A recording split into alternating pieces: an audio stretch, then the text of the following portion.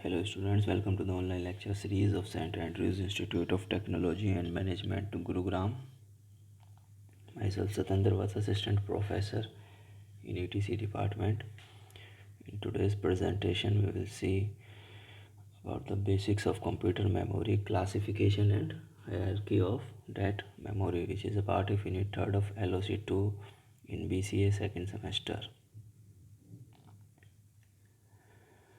So memory is the space where we can store our data and instructions required for processing the data. So it is used to store data and instruction. Computer memory is the storage space in computer where data is to be processed and instructions required for processing are stored. So it is basically a space or area where we can store our data and the instructions required for programming. So the memory is divided into large number of small parts, and each part is called a cell, which has a particular address assigned to it. Each location has a unique address which varies from 0 to memory size. Okay, for example, if a computer has 64k words memory, that is, it can have 64 into 1024 words, and if each word has 8 bits word, then it would be 64 into 1024 words into 8 bits. So this would be the size of that memory. But if we talk about the location, then it will be 64 into 1024, that is 65536 memory locations. So the address of these location varies from 0 to 65535. Okay, so at all these locations, if our word is a 8-bit data, we can store 8 bit at every location. If it is a 16-bit word, then we can store 16-bit. So memory is, now if we do the classification based on the where the memory is placed, we can classify it into two types, that is internal memory and external memory. So the internal memory consists of cache memory and primary or main memory, whereas external memory is the secondary storage devices like magnetic disk, optical disk, hard disk, etc.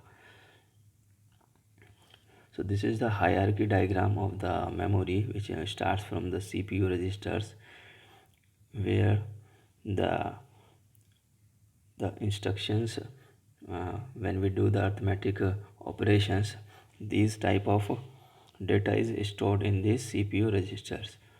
Then we have cache memory, then the main memory, then the secondary. This is the secondary storage part. So as we go from down to up, as we move up, the speed increases as. So the cache memory is the fastest memory, whereas the secondary storage memories are slower as we compare them to the internal memory or cache memory. So characteristics of memory hierarchy are following.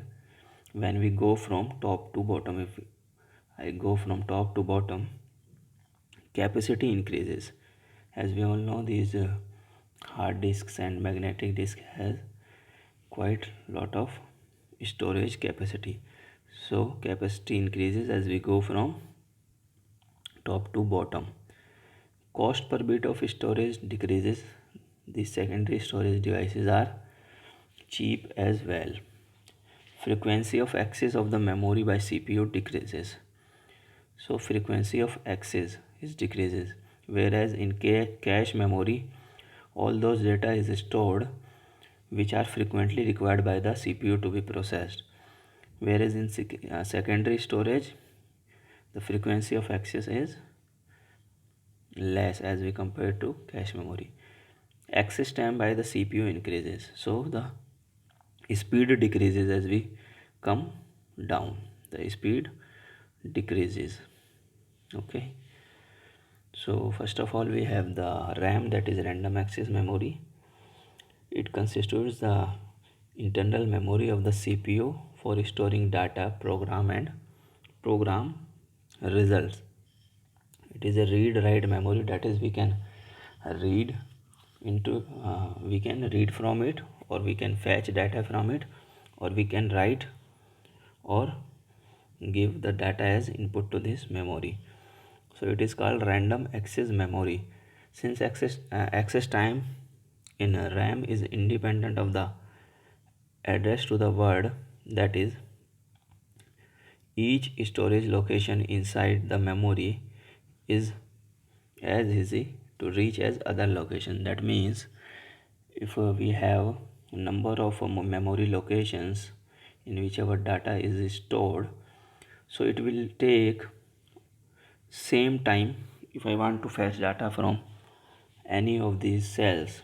So the time would be same if I fetch data from this cell, or if this cell, or if this cell, whatever their address is, it will take the same time to fetch the data from the individual cell locations. Okay, so we can reach into the memory of random memory at random and extremely fast. That is why it is a random access memory. We can fetch data randomly from any cell with the same speed, but it is quite expensive. So next is, it is volatile in nature, that is data stored in it is lost when we switch off the power or the computer. Hence a backup uninterruptible power system, that is UPS, an uninterruptible power system UPS is always required to retain our data. RAM is small both in terms of its physical size. When we compare it to the secondary storage devices, RAM, you have always also noticed that in your mobile phones we get 4 GB RAM or 6 GB. Similarly in our laptops we get RAM like this, but the secondary storage devices, that is hard disk, pen drives and other devices, can have up to 1 terabyte or 2 terabyte of data. So the size of RAM is physically small and it can retain less data as compared to secondary storage, but it is fast in access. RAM can be of two types, static RAM and dynamic RAM. So the word static indicates that memory retains its contents as long as power remains applies, that is until and unless the power goes off, it retains the data. However, data is lost when the power gets down. So SRAM chips uses matrix of 6 transistors and no capacitor is used in this. That we in the structure of RAM we will see later in this course. So only 6 transistors are used and no capacitor is used, because transistors do not require power to prevent leakage, so it will not need the refresh circuit. So static RAM is used as cache memory. So this is our cache memory or static RAM. Okay, so now next is dynamic RAM. Unlike SRAM, it must be continually refreshed, that is we need a refreshed circuit in order to maintain our data intact. This is done by placing the memory on a refresh circuit that rewrite the data several hundred times. So it keeps on rewriting the same data several hundred times per second so that it retains the data. DRAM is used for most system memory because it is cheap and small. All DRAMs are made up of memory cells. These cells are composed of one capacitor and one transistor. In static RAM, we were using 6 transistors, where as in DRAM we will use the cells uh, to store 1 bit, and each cell comprises of capacitor and one transistor. So if we have 8 cells, then there would be 8 capacitor and 8 transistor. Every cell would consist of one capacitor and one transistor. Next is ROM, that is read only memory. It is the memory from which we can only read but cannot write on this. So this type of memory is non-volatile. The information is stored permanently in such memories during the manufacturing process. A ROM stores such instructions as are used to start computer when electricity is first turned on, that is the bootstrap data. So these booting instructions are stored in ROM. ROM chip are not only used in computer data, but it is also used in other electronic items such as washing machines, microwave ovens, etc. Okay, so various types of ROM can be masked ROM, programmable ROM, electrically programmable ROM, and erasable and programmable ROM, and then there would be electrically erasable, that is EEPROM. So in masked ROM we had wired devices. It used to be used earlier with have hardwired devices that contains a pre-programmed set of data or instructions. These kind of ROMs known as masked ROMs. It is inexpensive, that is a cheap ROM program, and cannot be programmed. It is pre-programmed at the time of manufacture. Then program is a PROM, that is programmable read-only memory. So PROM is read-only memory that can be modified only one at the user end. So user can modify the data uh, which was entered at the manufacturing time only once. The user buys a blank PROM and enters the desired content using a PROM programmable. So inside the PROM chip there are small fuses. So every cell would contain a fuse which are burnt during programming, which can be burnt using the programming.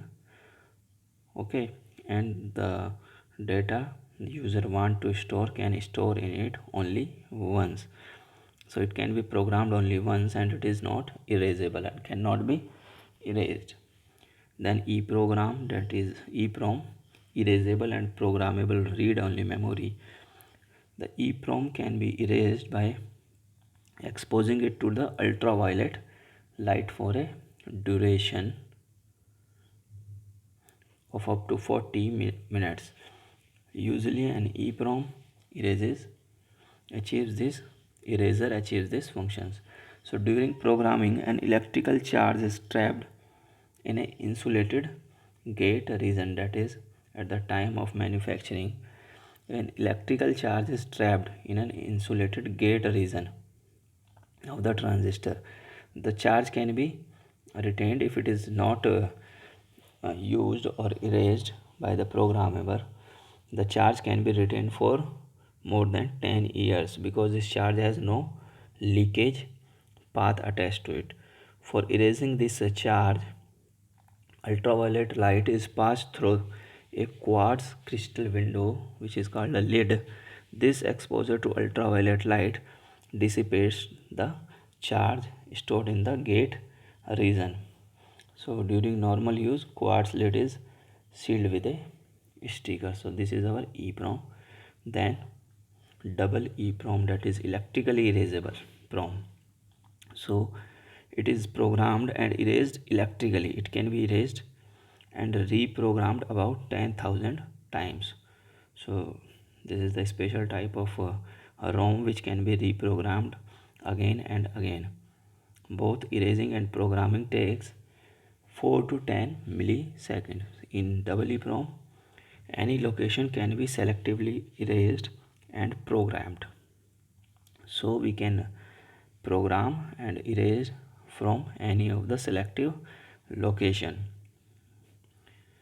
in which we want to store our data, or we want to erase it from them there. So EEPROMs can be erased one byte at time rather than erasing the entire chip. So it will erase one byte, that is 8 bits at a time. 8 bits will be deleted or erased at one time. Okay, hence the process of reprogramming is flexible but a bit slow. Then we can also classify our memory depending upon the access methods. So first is serial access memories. So sequential access means, or the serial access means, that the system must search the storage device from the beginning of the memory address. If I am uh, starting the address from 0 to, if it is my address is 0 to 255, then it will start from the beginning of the memory address until it finds the required piece of data. If something is stored at 25th memory place, it will start from 0, and when it reaches 25th, and then it will fetch data from it. So in sequential access memory, the time required to fetch the data depend upon the locations or the address of the location of the data where data is stored. So memory devices which support such access is called sequential access memory or serial access memory. So magnetic tape is an example of serial access memory. Next is direct access memory. Indirect access memory or random access memory, which is the case in RAM, refers to condition in which system can go directly to the information which can be located anywhere in the memory. So irrespective of the location or the address of the data, it can fetch it with the same amount of time. So memory devices which support such access is called direct access memory. Magnetic disk, optical disks are example of direct access memory. Then we had the cache memory, which we have already seen is a very high speed semiconductor memory which speed up can speed up our central processing unit or CPU. It acts as a buffer between the CPU and the main memory. It is used to hold those parts of data and programs which are most frequently used by CPU. So it will hold that data or instructions or programs which are most frequently used by our CPU, so that it can speed up the processing time. The parts of data and programs are transferred from disks to cache memory by operating system, from where CPU can access them in a less time. Okay, so cache memory is used to speed up the process time. Then we can have auxiliary memories. These are basically the secondary storage devices. So auxiliary memory is much uh, large in size than the main memory, but it is slower. It normally stores system programs, instructions and data files. It is also known as secondary memory. It can also be used as virtual memory in case the main memory capacity has been exceeded. So secondary memory cannot be accessed directly by a processor. first, the data and information of auxiliary memory is transferred to the main memory, and then the CPU will access these information or data from there. So characteristics of auxiliary memory or the secondary memory is it is non-volatile, that is it uh, it is not lost due to the loss in power. If the power goes out, the data would remain there as it is, so it is non-volatile in nature. It is reusable, we can reuse it again and again. Reliable, as the data is stored there irrespective of the power, so it is a reliable source of memory because the chance of data loss is almost nil in that. So our data remains there up to a long time or up to several years if we are not, there is not any degradation in the memory chips. So it is convenient as well. We can fetch data anytime from the secondary storage devices. Capacity is very high, it can be up to terabytes, and cost effective as well, as it is cheap as we compare it to the random access memory or cache memory.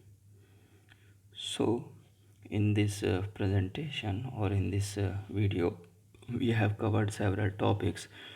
So we can cover these semester exam questions which often comes in your end semester exams from this presentation. So if a question comes like that is what is internal memory, how it is different from external memory, what are important memory parameters, so you can write from it.